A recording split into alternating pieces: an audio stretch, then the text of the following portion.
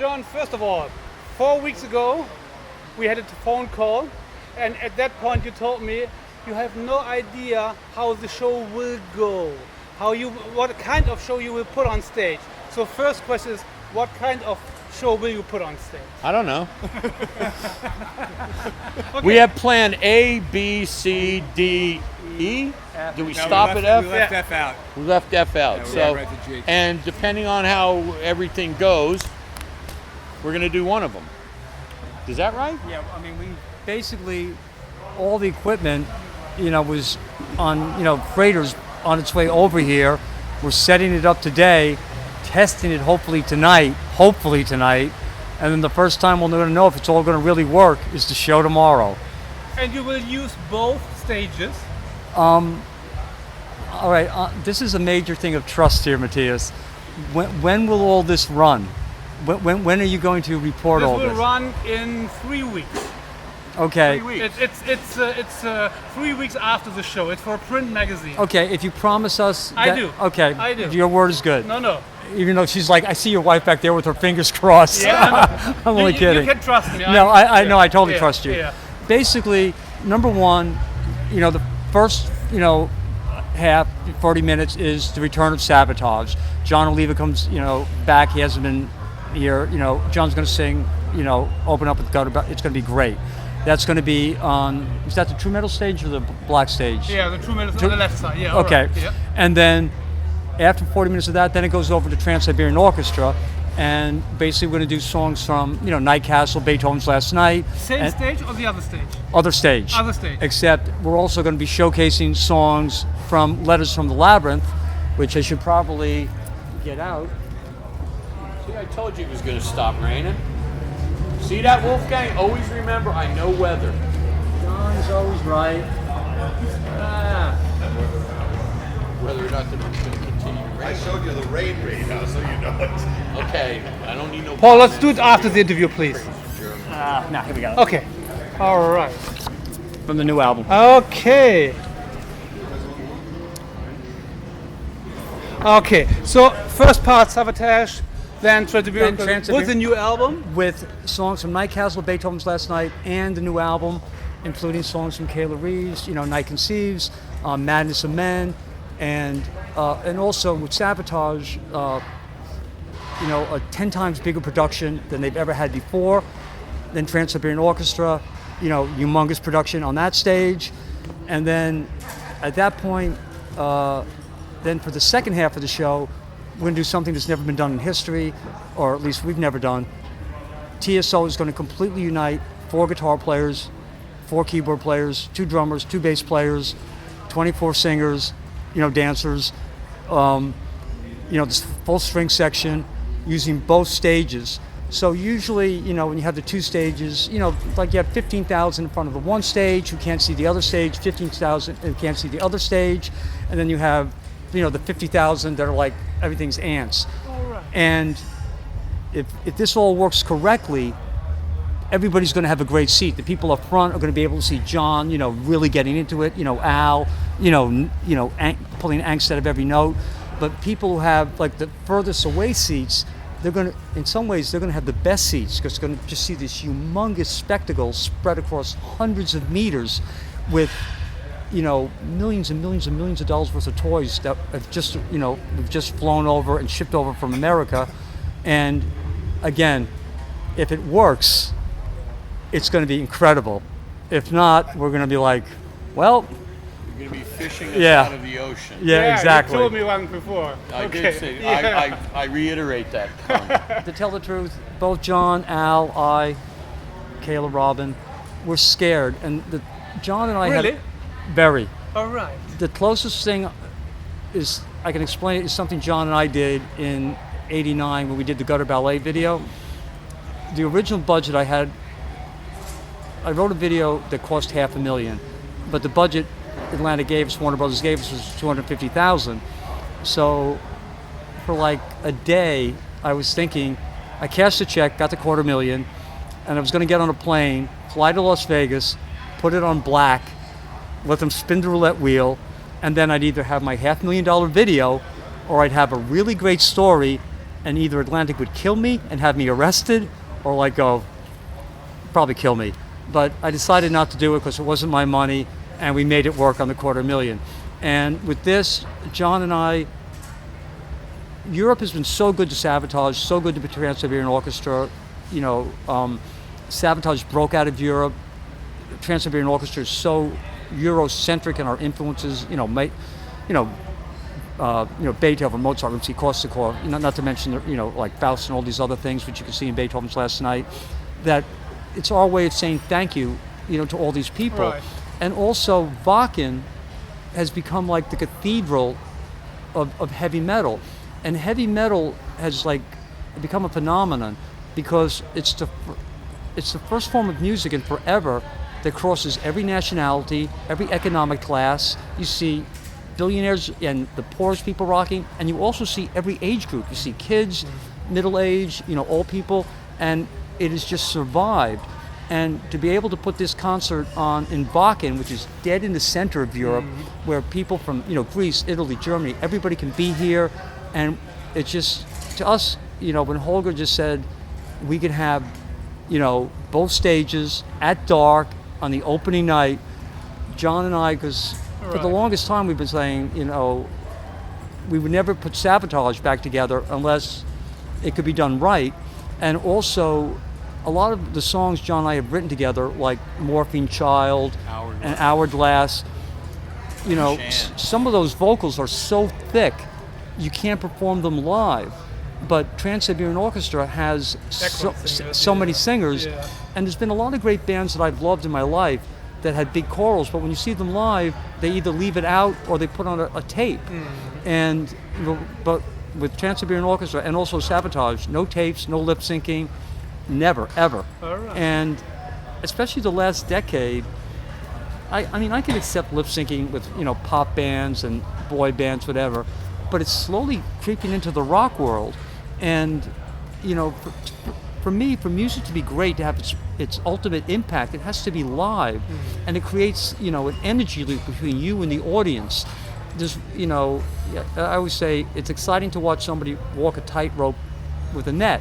It's more exciting to watch them walk a tightrope with no net. Right. And then also, playing live is how the music gets better. Like there was songs on Night Castle that got better because Al started, changing the solos live.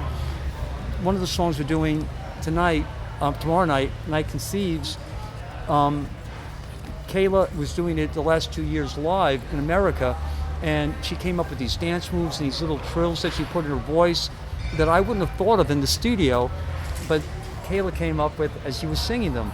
And like Robin Borman here from Holland, he's one of the new up-and-comers, and we had a song forever that we just didn't have the right vocalist for, and Robin took one listen and goes, I can do that, and that's going to be on the new album. But the key thing is just just getting the new kid. The thing I like, Jon and I particularly like, is we both came of age in the 70s, and there was $30,000 million record deals a year. Now there's not even 1,000. There's so few places to play, and you want to see live music live on. You don't want it to just be tapes and holograms and people lip syncing. There's an excitement to live, but you can only learn it by doing it. And the nice thing is, for Jon and I think and Al also, I know I got a rush the first time I hit a major stage in front of a huge audience, but I think Jon and I get, and I think same with Al, we get just as big a rush when you see, the young Falcons, and the young Lions, taking their first steps, and you're like, wow. I mean, those two are like 50 million times better than I was at their age, and it's scary to think where they're going to be in 10 years. And it just, keeps the music, growing alive. Right. Jon, in your case, I mean, you are the original Savatage member. You did lots of tours, a lot of festivals, a lot of big events. Is this the thing that you are most scary of in your life? Oh, I'm terrified. Are you kidding? Yeah? Yeah, but it's a good scared, because I know it's going to be great. I'm just you know, you can't help doing something this big. You can't help but be nervous.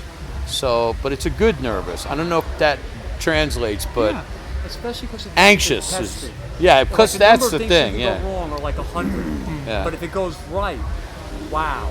It's like flying to the moon, landing a man, and bringing him back with no test flights, no no simulators, nothing. It's just like, okay, this works on paper. Get into the capsule, go to the moon, and come back. Right.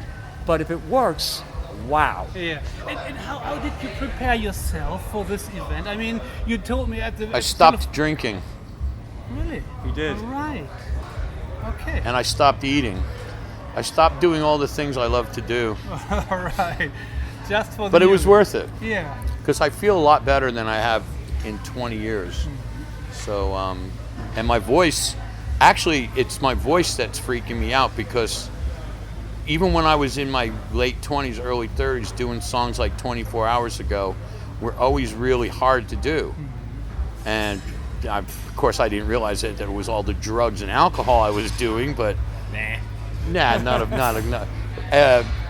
but after doing that, it's getting my act together and stuff. I'm singing 24 Hours Ago, and it's actually easy now. Honestly, he sounds better on 24 Hours Ago than he did in 1987. I'm not kidding. Okay. You'll see tomorrow Yeah, night. absolutely. You're the musical director of TSO. I guess you're the musical director of Savatage as well. He's the poor musical director of the Right. whole nightmare. Yeah. Here he is. I lost the bet. Tell me something about preparing this big show for the musical director of both bands' projects. The biggest challenge in your life?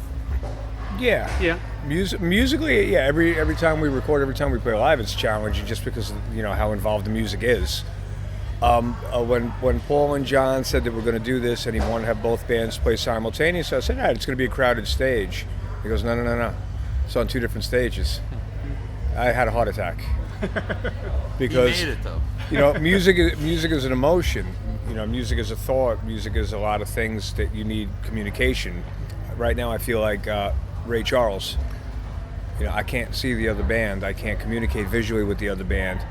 So we had to invent a way to have this almost like, if you will, an umbilical cord between the two bands, so you can't see each other.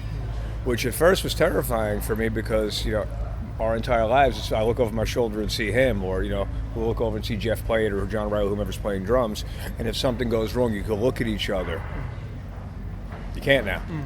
So at first, when we kind of invented this way of doing it, which took about 4 months to create, and to be completely honest with you, it's the greatest thing ever because now you're completely able to let go and be in the music because you have nothing to look at.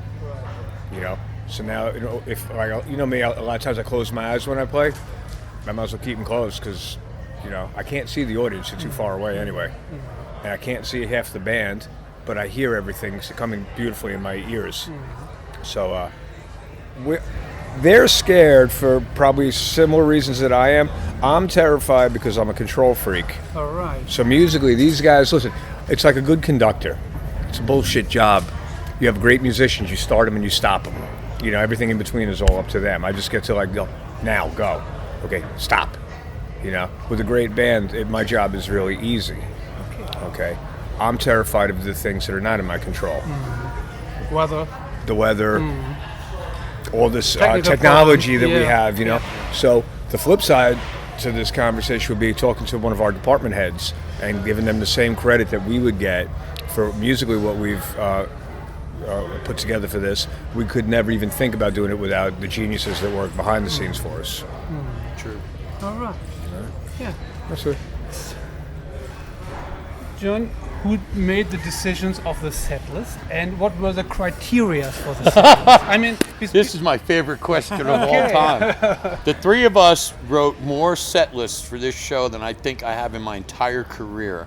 I think we spent, what, guys, 3 months putting the set list together, meticulously picking out, okay, this is going to work, and this we can, because utilizing so many musicians.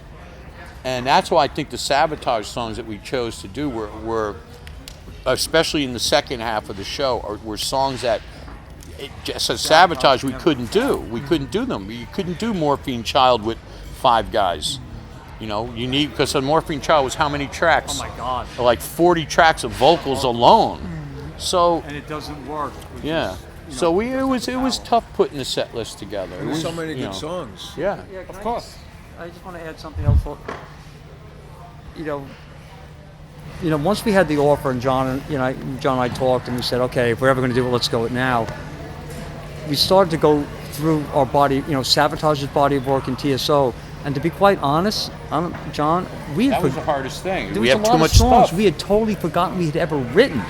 Like we were like, did we write this? And stuff we hadn't listened to in 25 years.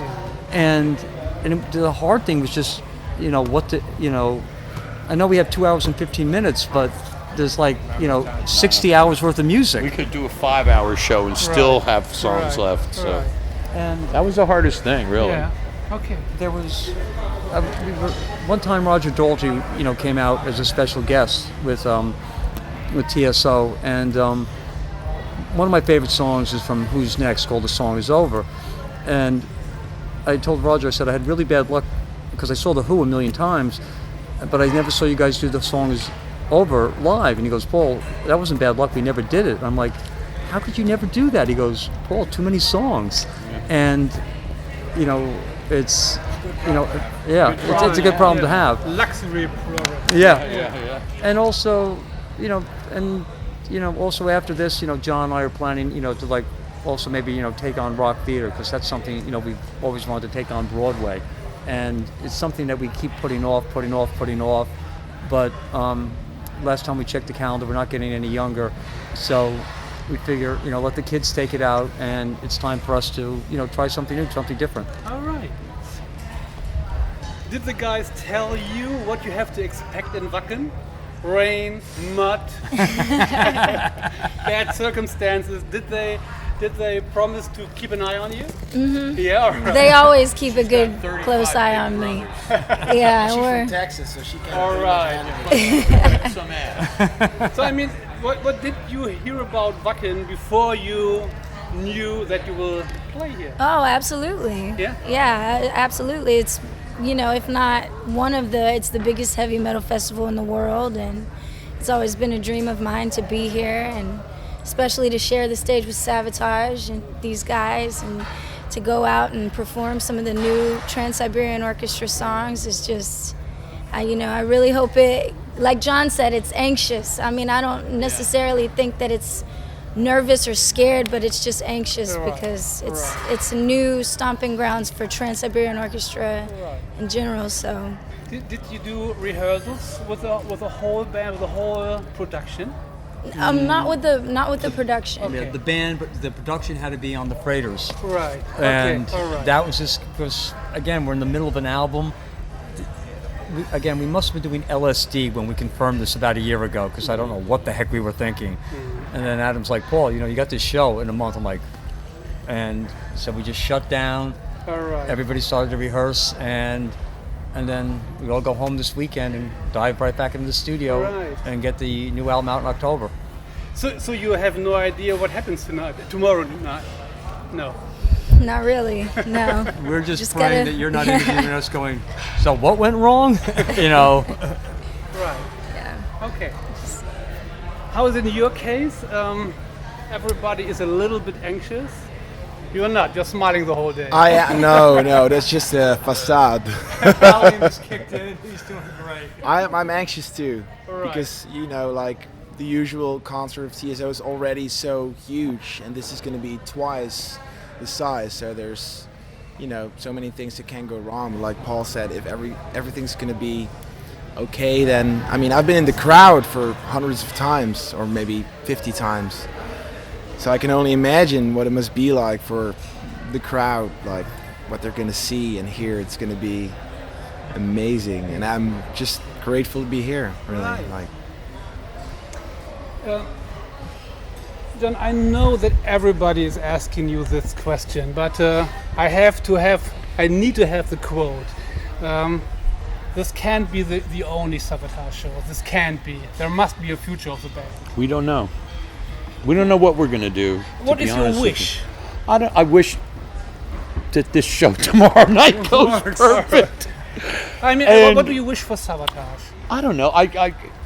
It's hard to say because I've learned something from this guy sitting next to me, and from this guy sitting next to me too. That you got to leave doors open. Once you say something, then something will happen, and you get your foot in your mouth.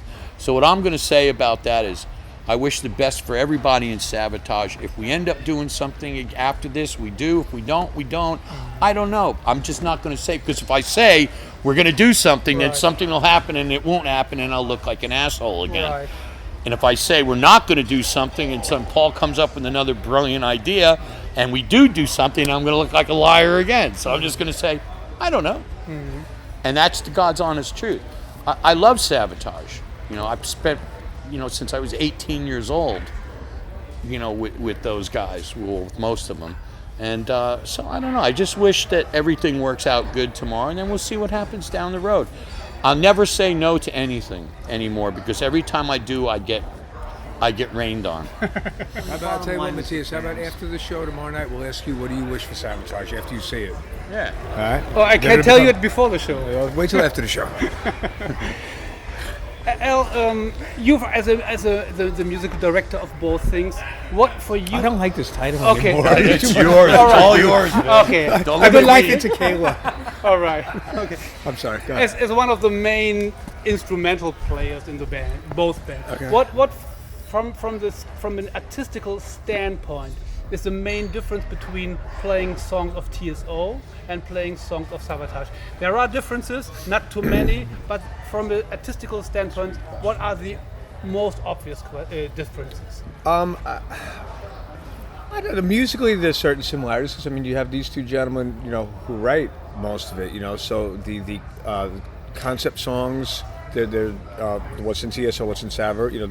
They both have storylines to them.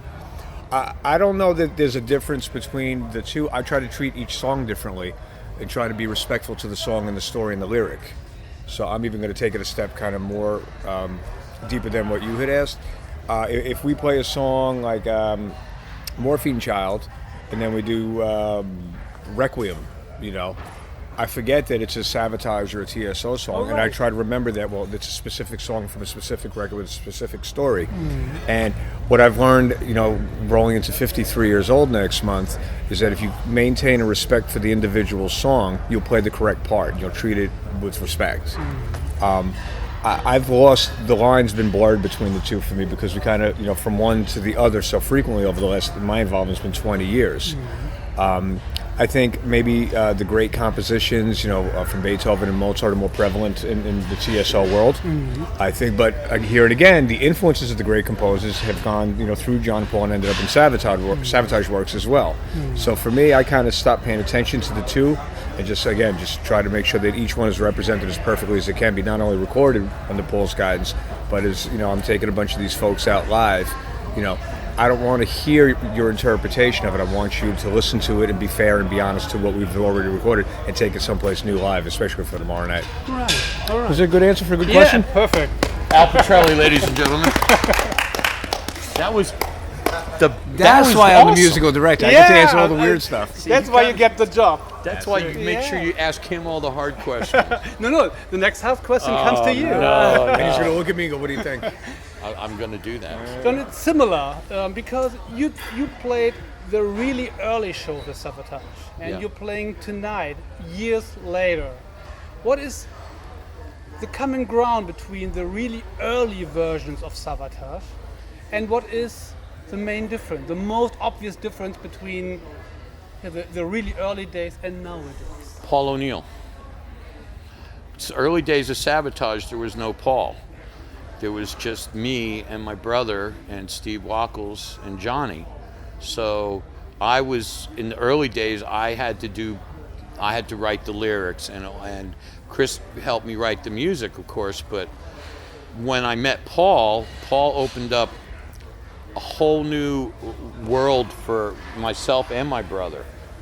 Before we met Paul, we didn't use keyboards or orchestration, really. There are a couple songs I do, but Paul pushed us to limits that I didn't think we were able to do.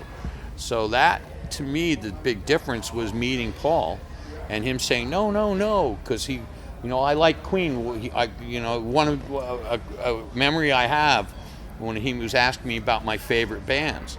I said, well, the Beatles are my favorite band, and then Queen, and then Black Sabbath. So he could see the Black Sabbath influence in the early Savatage stuff, but not so much the Queen stuff. So when Hall the Mountain King, he came up with the idea, well, we had this song Chris and I had, and Paul came up with the idea, well, let's do this. And I remember having dinner with my brother that night and go, Chris, that guy's crazy. We can't play Krieg's Hall the Mountain King. They're gonna like, but we listened to him, and I'm glad I did, because that opened up he pushed us down this road that we would never have experienced, that we would never have done that if it wasn't for him. See, I'm scoring brownie points. Well, honestly, John's being very humble, because I produced him before. John, because when Atlantic blew my mind, because you meet hundreds of singers and they all say they have 3-4 octave ranges. They don't. They have like 1. John really had 4 octaves. I know. I checked, and I've worked with a million singers, but I can honestly say, no exaggeration, he's the greatest singer I've ever met. Period. Because not only does he have a real 4 octave range, and Rob Evans does too. He has what I call the Mel Blanc gift. The guy who did all the sounds in Looney Tunes, Bugs Bunny.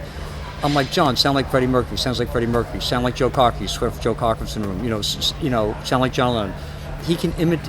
And so, like when we did Streets, which is a rock opera, John could be the rock star, the drug dealer, the pimp, the road manager, and he was believable in every one.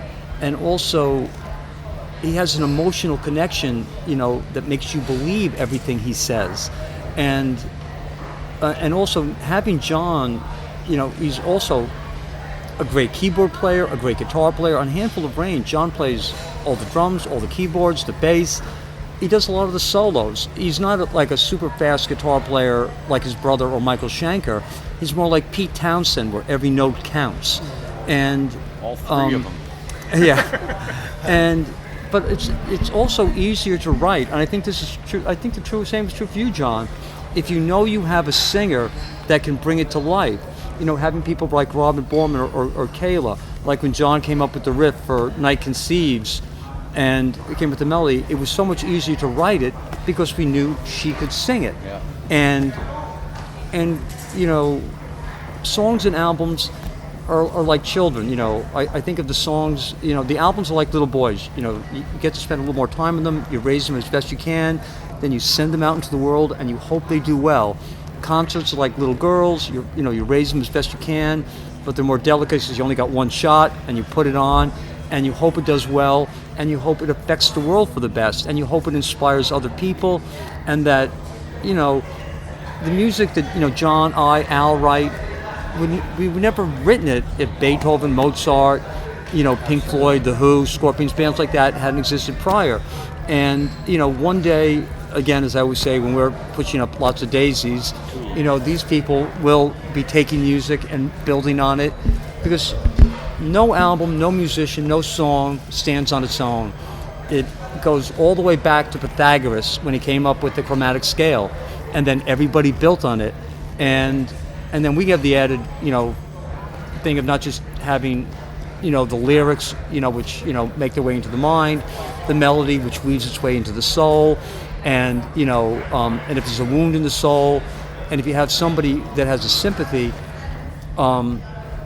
like when he sings a song called Forget About the Blame, or Kayla sings a song called Not the Same, which is about a girl named Amanda Todd who killed herself, it finds a way of finding that wound to the soul and healing it. And it's, when we were younger, it was fun just playing and writing. I think we still enjoy that, but now it's fun watching the next generation coming up, right, and knowing that music isn't going to die away. And, one journalist once said to me, no art can ever truly die. But I disagree, because I grew up in New York City, and there's a cathedral called St. John the Divine, and when we were kids, we go up and you'd watch sculptors sculpting statues that looked like they could come to life, but they were all 50-year-old Italian men. And now you go up there and it's 90-year-old Italian men. And the art of sculpting statues that are so lifelike, they look like they could just come to life, has died. But all throughout Europe, there's hundreds of thousands of sculptures like that from the Greco-Roman era. But the art of sculpting has died out as an art because now they just pour molds or they have lathes. And live music is a magic, and it's not, you can't just do it by, taking, samples and just stapling together and, taking vocals and putting them through pitch correctors and stuff like that. There's a magic to live, there's an energy to live, it brings people together, and it's one of the things I love about Wacken. It takes all different people from all across, and it doesn't matter if your dad's David Rockefeller or if your dad, makes minimum wage, cutting lawns. You're all there like rocking out at the same moment, you're all the same, and it just kind of all brings people together. And I mean, you'll see like, a rich, 50-year-old guy going past a 16-year-old kid, and they're both wearing a Black Sabbath, and they're like, oh, and all of a sudden that 15-year-old, going to high school and that 50-year-old executive have that moment in common. And music is that thing that brings everybody together. And, if, we were all bankers, this is a very unusual group. Al, who's so well classically trained, Jon and I, who barely graduated high school, and, Kayla from Texas, Robert from Holland, we all have this one thing in common. And yeah. And then, again, our biggest fear is just to not let down those 80,000 people out there. That is our single biggest fear, because it's because of all those people that none of us have ever had to get a real job, and God forbid we ever had to, we'd be in big trouble. I had one real job. I worked at a golf course for a year. I was an assistant golf pro when I was 18. Actually, you're a pretty good golfer from what I hear. Yeah, I'm really good. I was, but not anymore. Jon, the very last question to you. I guess that everything will be filmed and recorded tonight, tomorrow night? Yes. That means there will be a Savatage TSO live at Wacken DVD maybe next year. I don't know. That's up to Universal. Right. All right, the but record company, and That's the record company. They control the rights. all right. because they control the rights to everything. But you would I wouldn't mind seeing that if we had Yeah. control over it. Yeah, as long as it's great.